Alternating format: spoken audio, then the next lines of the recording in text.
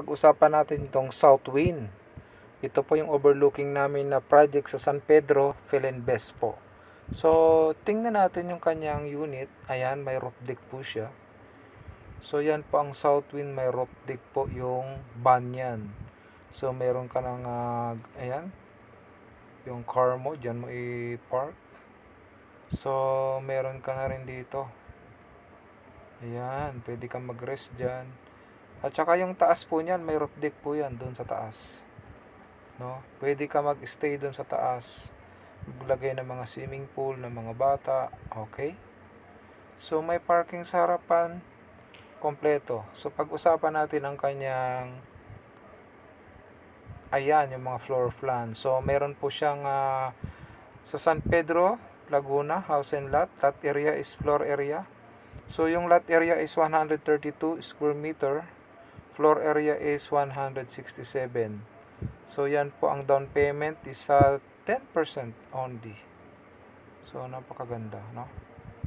Yan ang privilege ng mga buyers sa Philinbes. So 11 million kasi overlooking po, hindi po siya nababaha, no? Talagang nasa taas po siya, overlooking. Napakaganda po ng aming diyan. Aming swimming pool. Ayan, no? Mare-relax ka talaga, ayan. So nasa taas ka po diyan.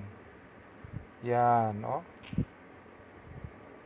Alright. So yan, ayan po ang kanyang 3 bedroom, 2 toilet and bath. So, sa baba isa, sa taas isa. No, toilet and bath na may balcony, may rooftop, tsaka carport. So banyan model po siya. 10% ang monthly,